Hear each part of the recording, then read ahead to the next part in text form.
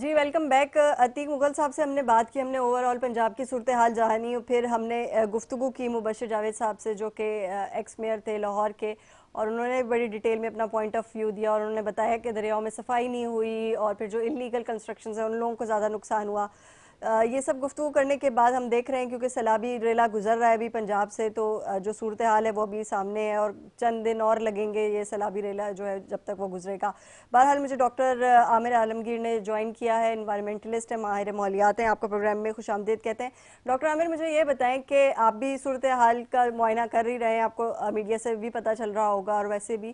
آپ کی نالج اس چیز میں زیادہ ہے، مجھے یہ بتائیے گا کہ یہ جو سیلاب آیا ہے، ایک تو ہم نے 2-3 ایشوز آئیڈینٹیفائی کیے اب تک پروگرام کے اندر کہ صفائی نہیں ہوئی دریاؤں کی اور بند صحیح سے نہیں بنائے گئے، اس لیے جو ہے وہ زیادہ نقصان ہوا۔ دوسرا یہ بتائیں کہ یہ جو ہمارے جو سٹوریج کا سلسلہ ہے، ہم کہتے ہیں جی ہم بند بنائیں گے اور ہم بڑے بڑے ڈیم بنائیں گے اور اس میں ہم پانی سٹوریج کریں گے، یہ ابھی تک ہو نہیں سکا، اور کیا واقعی ڈیم ہی صرف سولوشن ہے یا اس کے علاوہ کوئی اور سولوشن ہے؟ بہت شکریہ جی، میں اس سیلاب کی جو صورتحال ہے اس کو مانیٹر بھی کر رہا ہوں، اور اس بات پہ میں خاص طور پہ میڈیا کو بہت خراج تحسین پیش کروں گا کہ بہت اچھی کوریج جو ہے وہ کی جا رہی ہے، اور اس طرح سیلاب متاثرین کی جو بھی انفارمیشن ہے وہ بھی آ رہی ہے۔ دیکھیں، پاکستان میں سیلاب کے پانی کا انتظام ایک پیچیدہ اور بہت بڑا چیلنج ہے۔ ہمارے ملک پاکستان کو مونسون اور دریائی نظام اور کلائمیٹ چینج کے بڑھتے ہوئے اثرات کی وجہ سے اس مسئلے کا سامنا کچھ زیادہ کرنا پڑ رہا ہے، لیکن سیلاب کا انتظام کرنے کی حکمتی عملیوں کو عام طور پر ہم 2 حصوں میں ڈسکس کر سکتے ہیں، نمبر 1 اسٹرکچرل اور نمبر 2 نان اسٹرکچرل نا۔ تو سب سے پہلے اگر ہم اسٹرکچرل کی بات کریں تو اس میں یہ ڈیم اور ریزروائر آ جاتے ہیں، یعنی کہ ہم نئے ڈیمز کی تعمیر کر سکتے ہیں، اور جو ہمارے موجودہ ڈیمز ہیں اس کو ہم توسیع کر سکتے ہیں، اس کو ہم اپ گریڈ کر سکتے ہیں۔ فار ایگزامپل تربیلا ڈیم اور منگلا ڈیم جیسے بڑے ڈیم بھی ہم بنا سکتے ہیں، جس سے ہم پانی کی کافی مقدار میں پانی کو ذخیرہ کر سکتے ہیں، جو دریاؤں کے بہاؤ کو منظم کرنے اور اچانک آنے والے سیلاب کو روکنے میں مدد دے سکتے ہیں۔ ذخیرہ شدہ پانی کو آبپاشی اور بجلی کی پیداوار کے لیے بھی استعمال کیا جا سکتا ہے۔ اسی طریقے سے ہم دریاؤں کے کناروں پر مٹی کی دیواریں یا رکاوٹیں، جس کو عام طور پر بند کہا جاتا ہے، وہ بھی ہم بنا سکتے ہیں تاکہ پانی کو آبادی والے اور زرعی علاقوں میں آنے سے روکا جا سکے۔ اسی طرح ہم چھوٹے چھوٹے سیلابی چینلز اور نالے بھی بنا سکتے ہیں، اور اس کے ذریعے ہم بہت سارے نیٹ ورک کریٹ کر کے اضافی پانی جو ہے ہم اس کی ڈائریکشنز کو موو کر دیں گے، تو پانی کا جو ڈائریکشن ہوگا وہ ڈفرینٹ جگہوں پہ چلا جائے گا، تو ایک جو پریشر ہوتا ہے کسی آبادی کی طرف یا کسی بھی ایگریکلچرل لینڈ کی طرف، وہاں سے وہ جو ہے ڈسٹریبیوٹ ہو جاتا ہے۔ اچھا، اور اس کے علاوہ ہمیں اپنے انفراسٹرکچر کو اپ گریڈ کرنا ہوگا، کیونکہ سیلاب کے دوران رابطے برقرار رکھنا، امدادی کاموں کو ممکن بنانے کے لیے پلوں، سڑکوں اور ہمارے جو دیگر انفراسٹرکچر کو سیلابی پانی کی طاقت کا مقابلہ کرنے کے لیے ہمیں اس کو مضبوط بنانا پڑے گا۔ اگر ہم اسی طرح نان اسٹرکچرل کی بات کریں تو اس میں ہمیں اپنے ارلی وارننگ سسٹم جو ہیں اس کو ہمیں اور جدید کرنے کی ضرورت ہے۔ ہم سیٹلائٹ امیجز کے ذریعے جو ہے وہ ان فلڈس کی مانیٹرنگ کر سکتے ہیں، ان کی فورکاسٹنگ کر سکتے ہیں، ٹیمپریچر اور باقی چیزوں کے ساتھ ساتھ ہم اس کو بھی مانیٹر کر سکتے ہیں، تاکہ وقت سے پہلے ہمارے کون سے ہاٹ اسپاٹ ایریاز ہیں جہاں پہ سیلاب کا پانی داخل ہو سکتا ہے اور تباہی مچا سکتا ہے، ہم ان کو آئیڈینٹیفائی کر کے وہاں سے لوگوں کو نکال سکتے ہیں۔ اسی طریقے سے ہم زمین کے استعمال کی منصوبہ بندی کر سکتے ہیں، اس میں سیلاب زدہ علاقوں میں شہری اور دیہی ترقی کو منظم کرنا شامل ہے۔ زیادہ خطرے والے علاقوں میں تعمیرات کو محدود کر کے حکام ممکنہ نقصان اور جانی نقصان کو کم کر سکتے ہیں۔ اسی طرح ہم کمیونٹی بیسڈ ٹریننگز دے سکتے ہیں کہ کس طریقے سے ایکٹ کرنا چاہیے۔ تو یہ وہ چھوٹی چھوٹی چیزیں، اور آخر میں پالیسی اور گورننس کی بات کروں تو وفاقی اور صوبائی حکومت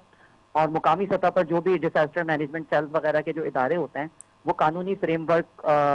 کو مضبوط بنائیں اور ایک مؤثر اور مضبوط رد عمل بنا کر ایک بہت اہم کردار ادا کر سکتے ہیں۔ اب دیکھیے، پاکستان میں ایک مسئلہ یہ کہ 2010 اور 2022 میں جو ہمارے پاس جو فلڈ آیا تو ہم نے بہت ساری چیزوں کو امپروو کیا، لیکن اس کی انٹینسٹی میں اضافہ ہوتا چلا جا رہا ہے۔ انڈیا بھی پانی بہت زیادہ چھوڑ دیتا ہے، تو میرے خیال میں ہمیں اسٹرکچرل اور نان اسٹرکچرل کی چیزوں کو امپروو کرنا ہوگا، تو ہم بہت ساری چیزوں سے اپنے لوگوں کو بھی بچا سکتے ہیں اور بہت سارے پانی کو ہم اسٹور بھی کر سکتے ہیں فیوچر کے لیے، کیونکہ پاکستان تو already water scarce country declare ہو چکا ہے۔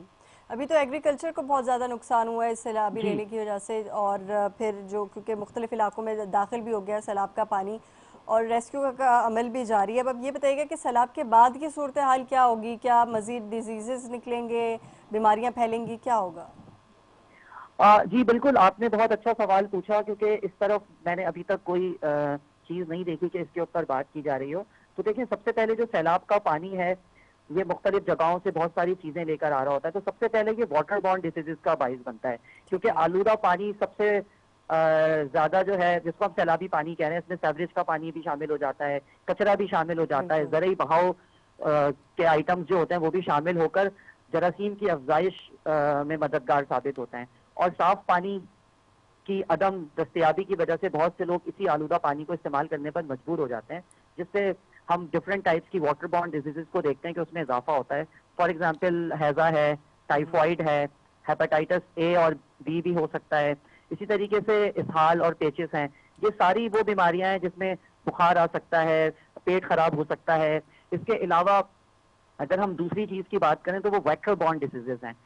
جیسے ہی سیلابی پانی اترتا ہے، یہ کھڑے پانی کے تالاب چھوڑ جاتا ہے،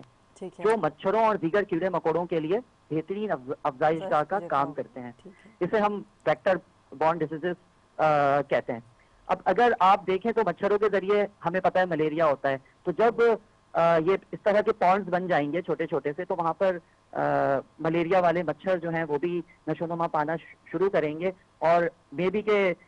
ڈینگی بخار جو ہے وہ بھی یہاں پر ہمیں نظر آئے. تو یہی وجہ ہوتی ہے کہ جب سیلاب کا پانی اتر جاتا ہے تو متاثرین جو ہیں وہ کئی مہینوں تک ملیریا میں مبتلا رہتے ہیں، اور ملیریا کے کیسز میں اضافہ ہوتا رہتا ہے. اسی طرح جلد اور آنکھوں کے انفیکشن کی اگر ہم بات کریں تو وہ بھی میں نے دیکھا ہے کہ جو سیلاب متاثرین ہوتے ہیں ان کے اندر جلدی بیماریاں اور آنکھوں کی بیماریاں جو ہیں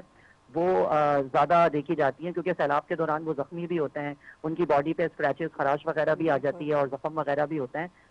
جس کی وجہ سے بیکٹیریا کو بہت آسانی ہو جاتی ہے اور وہ ڈفرینٹ ٹائپس کے اسکن انفیکشن اور فنگل انفیکشن جو ہیں وہ کریٹ کر سکتے ہیں. اور خارش جو ہے وہ بہت کامن ہمیں وہاں کے لوگوں میں نظر آتی ہے. اسی طریقے سے آلودہ پانی جو ہے اس میں مستقل اس سے انٹریکشن کی وجہ سے جو ہے وہ کنجکٹیوائٹس، آنکھوں کا لال ہو جانا جس کو کہتے ہیں، یا گلابی ہونا، اور اس طرح کی دیگر جو آنکھوں کی بیماریاں ہیں اس کا بھی جو ہے یہ باعث بنتی ہیں. تو میں سمجھتا ہوں کہ یہ تو بیماریاں وہ ہیں. پھر ذہنی طور پر جو لوگ ہیں جن کے گھر روزگار اور جن کے اپنے جو ہیں ان کو کھونے کا جو صدمہ ہوتا ہے، پھر نقل مکانی اور غیر یقینی صورتحال کے تناؤ کے ساتھ مل کر جو نفسیاتی پریشانیوں کا جو باعث جو چیز بنتی ہے، تو یہ ان کے مینٹل ہیلتھ کو بھی جو ہے وہ بہت زیادہ جو ہے وہ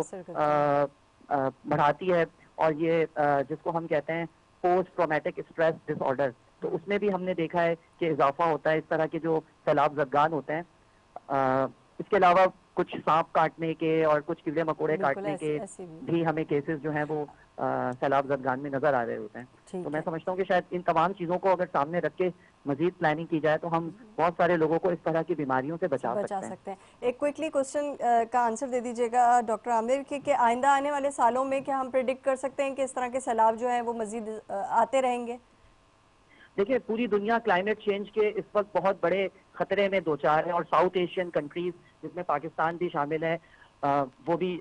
ٹاپ 5 کنٹریز میں آ چکا ہے. تو میں سمجھتا ہوں کہ ہمارے پڑوس میں جو ممالک ہیں وہ بھی کلائمیٹ چینج کا شکار ہیں، اور اس طرح کی چیزیں جو ہے اب جلدی جلدی ہوں گی، اور ہمیں اس کے لیے تیاری کرنی ہوگی، اور ہمیں ہر دفعہ نئی تیاری کرنی ہوگی اور پہلے سے زیادہ اسٹرانگ تیاری کرنی ہوگی، تبھی ہم ان چیزوں سے نپٹ سکیں گے. ہمیں یہ نہیں سوچنا ہے کہ اگلا فلڈ اس سے کم ہوگا، اس سے کم انٹینسٹی کا ہوگا. ہمیں پلاننگ کرنی ہے کہ اگلا فلڈ اس سے بھی زیادہ خطرناک ہو سکتا ہے، اور اس کی پری پلاننگ کرنی پڑے گی کہ جب مونسون کا سیزن شروع ہو اس سے پہلے ہی جو ہے وہ صفائی ہو جائے دریاؤں کی، پہلے ہی بند کو مضبوط کر دیا جائے. بالکل ٹھیک ہے، بہت شکریہ doctor Aamir point of view دینے کے لیے پروگرام کے اندر. ہم نے بڑا ڈیٹیل ڈسکس کیا، اور ہم نے پنجاب کے جو سیلابی صورتحال ہے اس کے اوپر